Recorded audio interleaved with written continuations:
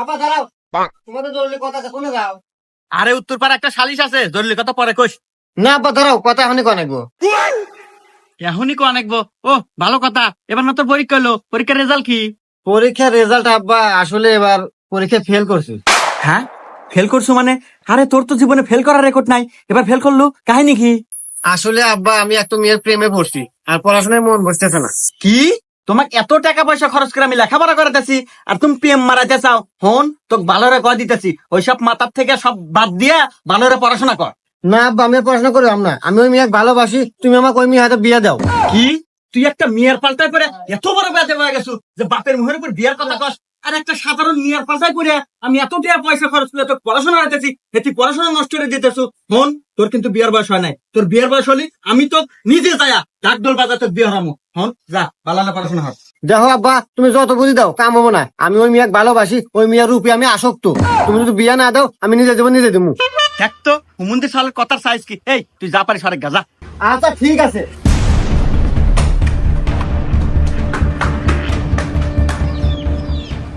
আব্বা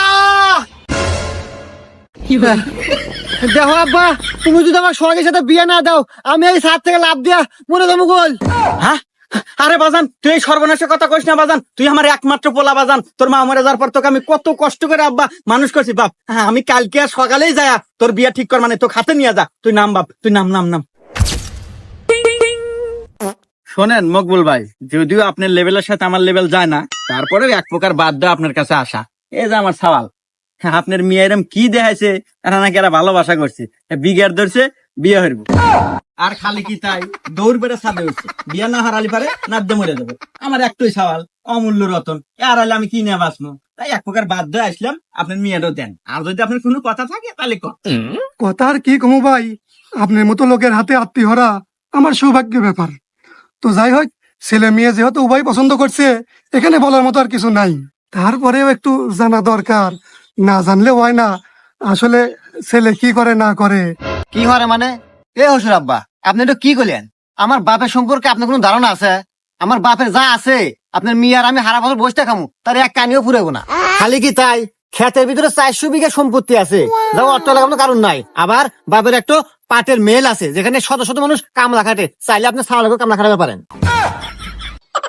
বাড়ির 4-4টা private car, যা গুনে ধরতেছে চলানোর মতো মানুষ নাই, সব আমার বাপের টাকা না।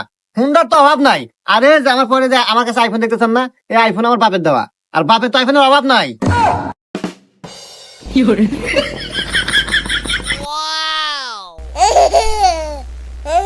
তাই আমি কি হরি না হরি এনে ভেবে আপনার লাভ নাই।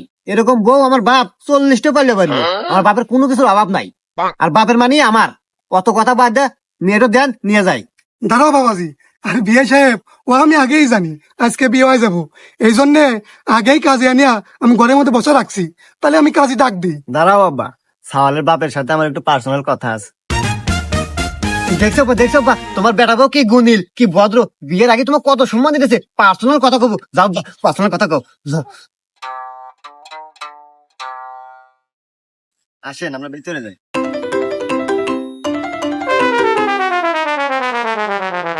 এ বন্ধু, বিয়ে তো আমার হয়ে গেল রে। হ্যাঁ, তাই তো দেখতেছি। যাইগা বন্ধু, আমি আছি সার্কেস।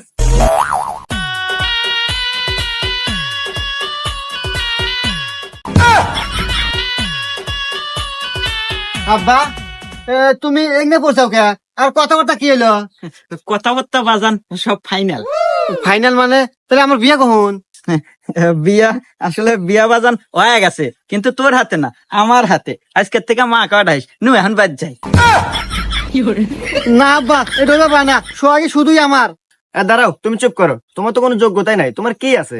সহায় সম্পত্তি সব তোমার বাপের, তাই আমিও তোমার বাপের। সোহাগী, যা করলে জীবনে, উপরে গেলে জীবনে। এই তুই চুপ থাকতো, উপর থেকে দেই আর নিচ থেকে দেই সেটা আমার ব্যাপার। তুই বাদ গেলে না গেলি থাক।